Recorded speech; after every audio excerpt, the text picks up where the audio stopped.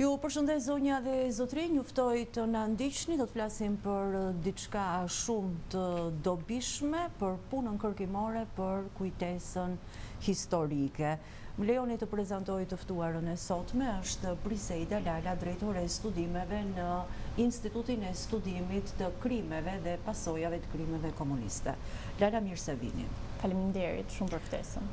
Unë indicjen në fakt e mora, Lala, nga një postim që kishit bërë ju në faqen tuaj, sa i takon vlerësimit për punën tuaj kërkimore, kontributin që ka institucioni juaj sa i takon kujtesës historike, dhe janë njësër botimesh të vlerësuara të vitit 2025, vlerësuar me certifikatën e mirënjohjes Atë Zef Plumi nga Biblioteka e Lezhës, përsa i takon njësër botimeve, u alë juve fjallën, po përmend autorët, ndërto jeni edhe juve, Kastriot Dervishi për librin Ngjarje të viteve 1990-91, Musa Çapani, libri Një jetë që se jetuam, Enver Lepenica me librin Uan Filipi, dhe ku bëhet fjalë për dënimin e grupit të dytë të deputetëve, pjesë e kolanës së botimeve të institucionit tuaj, dhe libri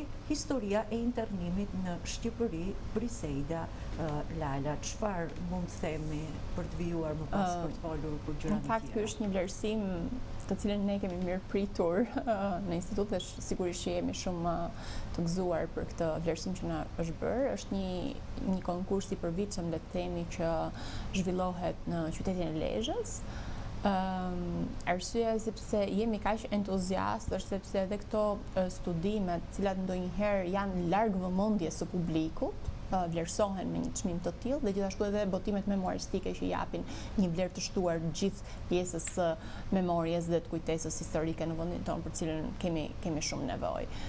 Nuk është herë e parë që ISKK-ja vlerësohet me çmime, këto janë çmime mirënjohëse, po edhe vitet e kaluara ka patur çmime të ndryshme, ndërto një libër i të ndjerit Mark Aliaj, i cili është vlerësuar me çmimin e parë, Enciklopedia e viktimave të terrorit komunist gjithashtu është vlerësuar me çmimin Atë Zef Plumbi. Dhe gjitha këto tregojnë në fakt edhe për vullnetin e mirë të gjithë antarëve të jurisë për të kontribuar në ruajtjen e kujtesës mbi periudhën e komunizmit dhe asaj çka mbetet pas saj. Lala, cili është kriteri që ka drejtoria e studimeve për të vendosur për zgjedhjen e botimeve? Pra ISKK-s, që nga viti i krijimit, që nga viti 2010, ka nisur procesi i grumbullimit dhe i botimit të veprave të ndryshme. Në 2012 kanë qenë librat e parë që dolën në botim pas krijimit të institutit. Deri tani kemi rreth 156 tekste të botuara, ndërto ndahen në disa kategori. Kemi botimet memoaristike, që kryesisht janë kontribut që vinë nga ishtë përdjekur, ishtë persekutuar nga regjimi komunist dhe duan të ndajnë me ne dhe të lënë, le të themi, një gjurmë të tyre, duke na treguar se çfarë ka ndodhur me jetën e tyre gjatë asaj periudhe kohore.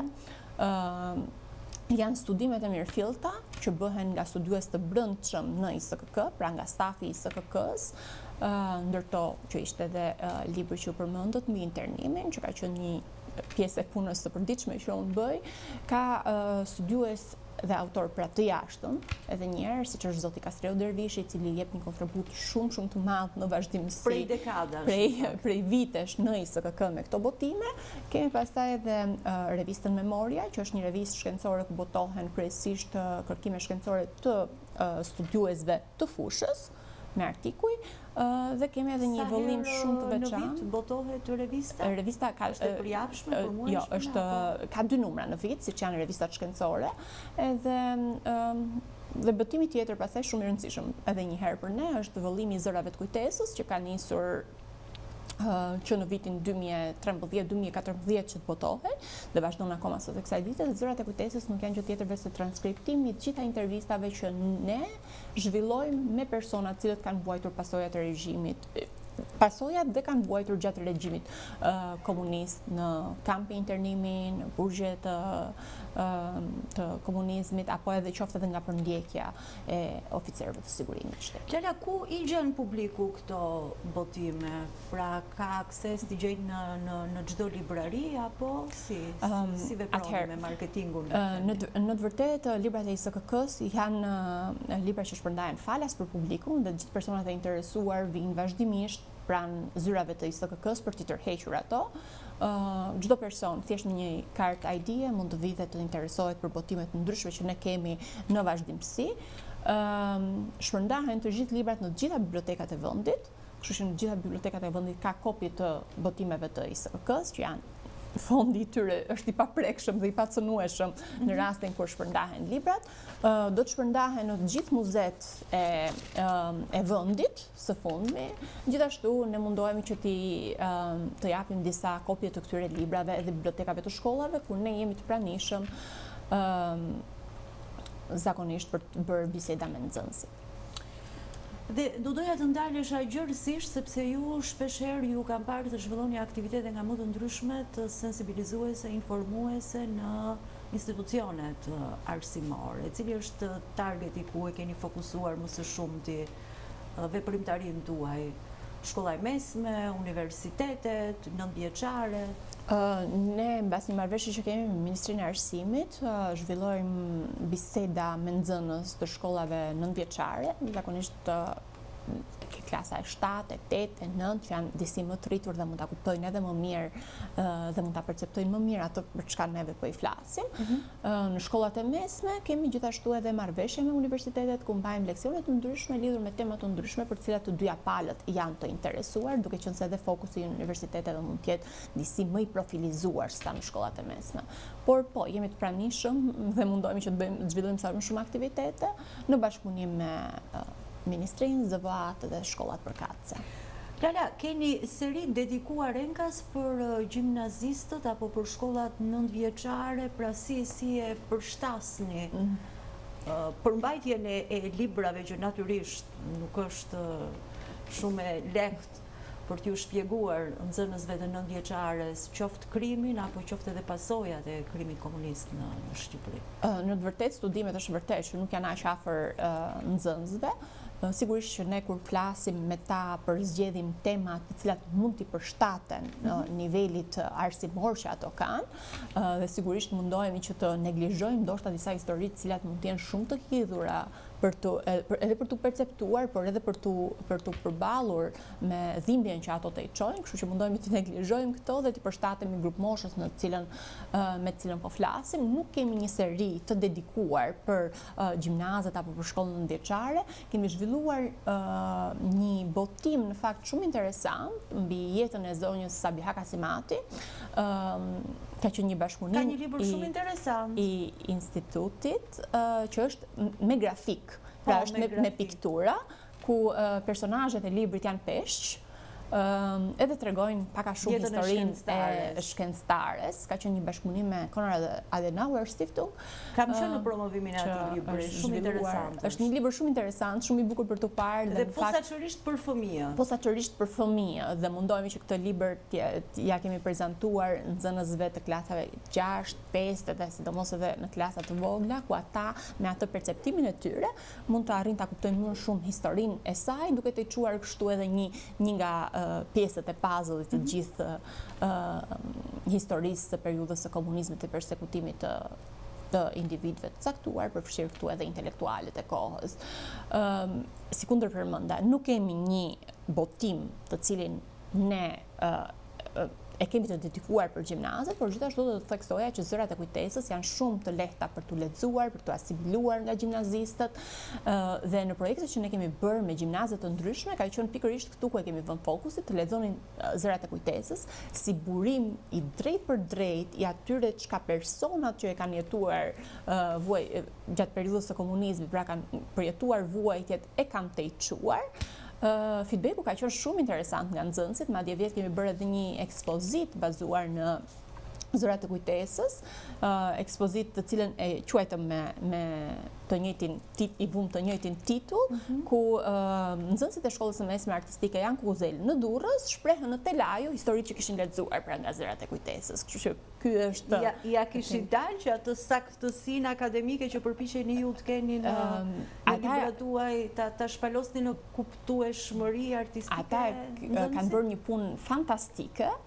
Edhe rëndqethse, ne ishim shumë të surprizuar për herë të parë kur pam që kishin hedhur ato në Telajo, sigurisht sipas perceptimit të tyre, dhe mënyra se si e përshkruanin më pas historinë që ishte mbas çdo Telajo ishte shumë prekse. Por feedbacku ka qenë shumë i mirë edhe na kanë mahnitur le të them me gjithë punën që kanë bërë, edhe i çonin në vuajtje në formën e tyre. Lara, nëse flasim për hartën e prezencës e institucionit tuaj në institucionet arsimore, në sa shkolla keni arritur të depërtoni deri tani? Në Tiranë, Durrës apo jeni shtrirë edhe në qytetet të tjera më të largëta, le të themi? Po, ne jemi shtrirë edhe në qytetet të tjera më të largëta, mundohemi që të bëjmë edhe të zhvillojmë sa më shumë biseda me nxënësit për gjatë vitit shkollor, pra duke filluar nga shtatori deri në qershor, sigurisht duke akomoduar edhe nevojat që institucionet arsimore kanë, sepse ka periudha provimesh, kështu që zhvillojmë një bisedë edhe me drejtuesit e shkollës dhe mësuesit përkatës, kur ata e shohin më të arsyeshme që neve të vizitojmë. Kemi qenë në shkolla në qytetin e Kukësit, në qytetin e Shkodrës, në Puk, në Peshkopi, në jug të Shqipërisë gjithashtu, në Korçë, në Pogradec, në Gjirokastër, kështu që jemi munduar që të jemi prezent në sa më shumë shkolla të jetë e mundur. Shkollat e fundit që ishin 2 ditë më parë në qytetin e Peqinit, nesër të jemi të pranishëm në Librazh. Kështu që mundohemi që të mbulojmë çdo qytet të mundshëm dhe sigurisht që duam të paktën të prekim një shkollë, të paktën një herë të shkojmë në një shkollë, por nuk kanë munguar rastat kur edhe jemi rikthyer në të njëjtën shkollë, sepse diskutohet që brezat ndryshojnë dhe mësuesit duke parë reagimin e fëmijëve dhe reflektimin që ata bëjnë lidhur me historitë që ne i tregojmë, na ftojnë sërish që të jemi të pranishëm atje. Zakonisht jeni ju, Lara, që shkoni tek ata apo ka patur raste që kanë qenë edhe stafet pedagogjike të shkollave të ndryshme të shfaqin interese dhe të vinë? Më tepër vizita në institucion kemi patur nga studentë të universiteteve. Dhe nga historia apo s'ka problem? Kanë qenë studentë të juridikut, studentë të shkencave politike, studentë të historisë që mund të kenë ardhur edhe në kuadrin e praktikave që zhvillojnë në institucion, por edhe në kuadrin e vizitave. Iniciativa shpeshherë ka ardhur nga mësuesit vetë që na kanë ftuar kur na kanë parë për shembull që kemi qenë prezent në një shkollë, marrin në telefon dhe thonë Brisida, apo sikur të vini edhe tek shkolla jonë, do ishim shumë të interesuar lidhur me këtë çështje. Kështu që interesi është dypalësh. Sigurisht që marrëveshja që ne kemi me Ministrinë e Arsimit e lehtëson shumë të gjithë pranimin tonë në shkolla. Edhe kështu që është e dyanshme, le të themi. Ka edhe mësues që janë shumë të interesuar që ta reflektojnë. Më vjen mirë. Sa i takon formateve të aktiviteteve, Lala, ju thoni që herë ka qenë me literaturë, pra me libra, dëshmi, ekspozita, shfaqje dokumentari. Cili nga formatet në gjykimin tuaj referuar eksperiencës që ju keni patur ka rezultuar më efektiv tek fëmijët, se kur flasim për 9 vjeçare natyrisht janë ende fëmijë, pra tek të rinj. Në të vërtetë ne kemi vënë re që reagimi i tyre më i mirë, le të themi, është kur neve dërgojmë ekspozita të ndryshme në shkolla dhe ekspozita që kemi bërë në ICKK, kemi bërë ekspozita lëvizëse, pra që i çojmë atë në shkolla. Edhe jashtë Shqipërisë keni patur aktivitete? Po, por jo me shkolla, jemi në Shqipëri. Jemi në Shqipëri. Kemi patur filma, ndërto një film mbi revoltën e Shpaqit, i cili pra është shfaqur në shkolla. Kemi 2 filma të shkurtër, një mbi kampin e Maliqit dhe një mbi kampin e Tepelenës, që janë nga 11-13 minuta, që gjithashtu i shfaqim kur duam të flasim për procesin e internimit. Dhe sigurisht feedbacku ndaj tyre është shumë i menjëhershëm dhe pyetjet që ngren e të tjera me radhë, por gjithashtu edhe në bisedat që neve zhvillojmë me nxënësit më pas. Ndërkohë që jashtë Shqipërisë, instituti është pjesë e platformës europiane të kujtesës edhe memorjes, dhe në bazë të platformës kemi partneritet me shumë institucione jashtë Shqipërisë, nga pothuajse të gjitha vendet e Europës, por edhe më gjerë me Shtetet e Bashkuara të Amerikës, që është Instituti i Përkujtimit të Viktimave të të komunizmit, që është antare e platformës, edhe bashkëpunimet me të janë në kuadër të marrëveshjeve dypalshe, në kuadër të zhvillimit të konferencave të përbashkëta, ekspozitave të përbashkëta, siç është për shembull ekspozita European Gulag, e cila ndodhet e hapur akoma sot. Ne kemi marrë nga Polonia para disa kohësh dhe ndodhet akoma e hapur sot në vendin e dëshmisë dhe të kujtesës në Shkodër, pasi vizitorët e shumt të huaj dhe shqiptar kanë shfaqur një interes shumë të madh për këtë ekspozitë, kështu që bashkëpunimi është qoftë në nivel lokal, në të gjitha qytetet e Shqipërisë, pra në gjithë Republikën e vendit, por gjithashtu edhe jashtë kufive. Lala, cili është komenti më i shpeshtë që ju ka rastisur të merrni nga 15-16 vjeçarët pas një aktiviteti, ose reagimi, komenti që ju ka lënë juve më shumë mbresa, pasi e ka thënë një nxënës? Ajo që kam vënë re është pyetjet e shumta që ato kanë mbasi ne mbarojmë çfarë kemi për të thënë dhe i themi, e keni ndonjë pyetje tani për të bërë, dhe ata kanë shumë pyetje. Kjo vjen edhe si pasojë që është një periudhë e cila ndoshta nuk njihet siç duhet, dhe sigurisht që historitë që ne tregojmë janë pothuajse totalisht histori që ata pak i hasin në kurrikulën shkollore gjatë periudhës së studimit të tyre. Pyetje ka nga më të ndryshme, duke nisur nga mënyra se si shkonin jashtë Shqipërisë, që nga puna që zhvillohej në kampet e punës, mbi jetën e fëmijëve, sidomos kur prezantojnë mbi jetën e fëmijëve gjatë periudhës së komunizmit, kanë pyetje të shumta lidhur me ushqimin, veshjen, etc. me radhë, sepse fëmijët e sotëm nuk e perceptojnë dot që gjatë periudhës së komunizmit ata nuk kishin asgjë për të ngrënë në kampet siç është rasti i kampit të Pelenës apo i kampeve të tjera që kanë ekzistuar në Shqipëri, kështu që reagimet janë të shumta dhe sigurisht që ndalen pastaj në histori specifike që ne mundohemi ti transmetojmë. Sa i takon krimeve, dhe kur flasim për krime, natyrisht kemi parasysh tortura nga më çnjerëzoret, nga më monstruozet. Si e gjeni gjuhën e thjeshtë për të shkuar tek fëmijët, apo përpiqeni ta shmangni atë pjesë? Kryesisht mundohemi që disa gjëra dhe i përmendim, thash, duke qenë për shembull në nivelin e gjimnazistë është më lehtë të flasësh lidhur me çështje sensitive siç janë dhe krimet e drejtë për drejta, dhe mundohemi t'ja shpjegojmë me fjalë sa më të thjeshta, ndërkohë që për nxënësit e klasave të tjera mundohemi që ta neglizhojmë pak apo ta themi në mënyrën e duhur. Një nga historitë më prekse që unë shpeshherë i tregoj është rasti i Shemshedin Mulla Osmanit, një djalë 9 vjeç që humbi jetën në kampin e Tepelenës si pasojë e shpërthimit të një mine. Është një histori në fakt që sa herë që e përmend edhe mua më prek sot e kësaj dite, dhe mundohem që t'ja zbusnë qik me fjalë, por që e shoh që tek ta lembresa dhe kjo histori apo histori të tjera të kësaj natyre. Lala, tekstet shkollore fatkeqësisht i referojnë pak ose shumë pak studimet e institutit ku ju natyrisht jeni drejtoresh e studimeve. Pse ndodh kjo dhe a mund të ndryshojë në vijim, pra që studime shumë serioze të institucionit tuaj të jenë të përfshira në kurrikulat arsimore, shkollore? Në të vërtet, në rast se marrim kurrikulën e gjimnazit në lëndën e historisë, orët që janë të përllogaritura për periudhën e komunizmit janë në proporcion të drejtë me orët që janë të përllogaritura për periudha të tjera kohore. Kështu që për sa i përket kurrikulës, nuk mendojmë që ka mangësi të shumta. Tekstet pastaj, duke qenë edhe se janë alter teksti, zgjedhin tema të caktuara të cilat do i trajtojnë, do i japin një rëndësi më të madhe dhe një hapësirë më të madhe apo jo.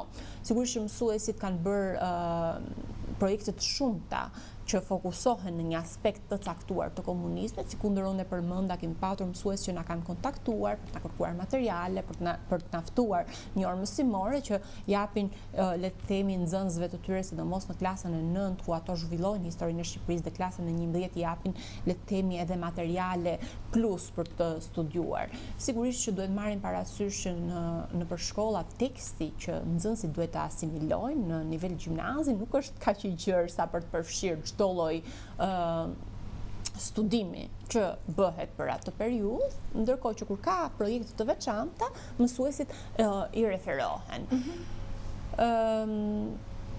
Kështu që mendoj që pak a shumë trajtohet. A mbetet akoma punë për të bërë? Po, mbetet, ashtu si kundër kemi edhe ne kemi edhe rezolutën e parlamentit për këtë vit, ne po mundohemi që të zhvillojmë edhe të botojmë edhe tekste me ato që njihen si materiale plotësuese të orës mësimore, ku mësuesi më pas do të zgjedhë në rast se do e përdori apo jo, dhe po mundohemi që t'japim edhe një kontribut të tillë nga ana e ISKK-s që mbetet për vitet në vazhdim. Por është një projekt që është ka nisur edhe do të Meqense jemi te mësuesi, Lala, dhe natyrisht është një nga portat hyrëse në institucionet arsimore. Zhvillohen trajnime për këto tema me mësuesit, a kanë nevojë për trajnime në gjykimin tuaj?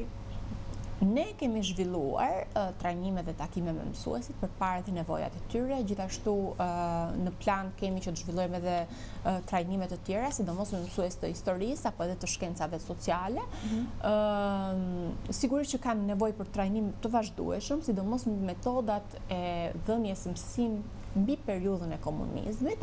Duhet mbajmë parasysh që është një periudhë shumë sensitive, akoma prezente në jetën tonë, nëpërmjet tregimeve nga paraardhësit, nga familjarët, dhe tregimet mund të jenë nga më të ndryshme, duke nisur nga persona të cilët tregojnë vuajtjet që kanë patur ndaj sistemit, por mos harrojmë që kemi edhe nostalgjik të kohës, të cilët në një mënyrë apo në tjetër e transmetojnë atë edhe tek fëmijët, tek të rinjt e kësaj kohe. Dhe shpeshherë mund dëgjondesh edhe në situata ku të rinjt thonë, po ajo periudhë ka qenë mirë sepse gjyshi apo babai apo nuk ka thënë që kështu, por nuk e din të gjithë historinë, dhe më pas ndoshta neve japim një kontribut shumë të madh për të pra japim një lloj burimi tjetër informacioni i cili do i ndihmojë ato në menduarit në formë kritike. Por unë e shoh shumë të nevojshme zhvillimin e trajnimeve të ndryshme mbi këtë periudhë, sidomos mbi mënyrën e dhënies së mësim, materialet që mund të përdoren për grup mosha të ndryshme, sepse sikundër përmenda nuk mund të përdoren të njëjtat materiale si për nxënësit e klasës 7-8, ashtu edhe për nxënësit e klasës 12. Dhe në të ardhmen do të kemi edhe trajnime të vazhdueshme nga ana e ISKK-s lidhur me këtë çështje. Briseid, ju ka ndodhur ndonjëherë që një drejtor shkolle të refuzoj aktivitetin me argumentin është politik, s'kemi pse i trembin fëmijët, apo reagime të prindërve, s'keni pse ja mësoni fëmijës tim të merret e diktaturës, kurse ka jetuar, pse kjo domosdoshmëri? Në të vërtet nuk kemi patur asnjë rast të tillë. Gjithashtu, duke qenë se ISKK-ja është një institucion i pavarur, pra nuk është skematik le të themi në aspektet politike, sigurisht që kjo është diçka që i thuhet drejtorisë së shkollës, nuk kemi patur asnjë rast refuzimi. Rastet e vetme kanë qenë që ata duan le të themi një email apo një njoftim nga ana e zëvave përkatëse që ne të hyjmë në orën e mësimit, që sigurisht që edhe këtë e kemi bërë nëpërmjet Ministrisë së Arsimit, ku ne i dërgojmë shkollat ku do të shkojmë, qytetet, dhe më pas ata japin pra direktivat se në cilat shkolla do të shkojmë e tjera me radhë, por nuk kemi patur asnjë rast të tillë as nga prindër dhe as nga mësues, aq më tepër nga drejtorët e shkollave. Na kanë mirëpritur dhe për këtë i falenderoj përzemërsisht, sepse janë munduar të na akomodojnë në orët tona të leksioneve, me sa kanë patur mundësi shkollat, duke u stërmunduar ndonjëherë edhe për të na krijuar infrastrukturën e duhur për të zhvilluar orën perfekte. Briseida, Lala, pyetjen e fundit e kam për juve. Pas kaq vitesh që studioni krimin, pasojat e krimit komunist, dhimbjen njerëzore, çfarë ka ndryshuar personalisht tek ju? Nëse ka ndryshuar, edhe kam bindje që diçka ka ndryshuar, referuar rastit konkret që keni edhe përballë. përpara se të punoja në pranë institutit, jam marrë me këtë çështje, ka qenë fokusi dhe drejtimi im kryesor që kur kam qenë studente e bachelorit, duke u marrë me tema që i përkisnin periudhës së komunizmit. Sigurisht që të ndryshon, të ndikon puna e përditshme, sidomos ballafaqimi me dokumente të shumta ku pranohet hapur ekzistenca e formave të ndryshme të dhunës, ballafaqimi me histori shumë plekse të treguara nga persona të cilët ne i kemi intervistuar. Kështu që të ndikon shumë dhe ka momente kur dua thjesht ta lë punën time dhe të qetësohem, të mendoj diçka tjetër që nuk ka lidhje me këtë periudhë, por sigurisht që motivimi është shumë i madh, sepse e shohim tashmë si kauzë këtë çështje. Duhet patjetër ta zbardhim këtë periudhë të historisë dhe kjo gjë do të ndryshojë ne dhe ne shpresojmë që të ndryshojmë edhe mendsinë e përgjithshme që komunizmi është një sistem i pranueshëm, që regjimet autoritare le të themi mund të riimplementohen, sepse kjo është lufta që ne kemi sot. Nuk është lufta thjesht për të kujtuar, është lufta për të reflektuar mbi atë çka shkaktoi regjimi diktatorial në Shqipëri, në mënyrë që kjo gjëja mos të përkthehet në një formë të re autoritarizmi në vendin tonë. Kjo është lufta që ne kemi më të rinj sot. Dhe kjo është arsyeja kryesore pse e studiojmë këtë periudhë kohore, është edhe pasojë shumë evidente në çdo lloj shoqërie post-totalitare.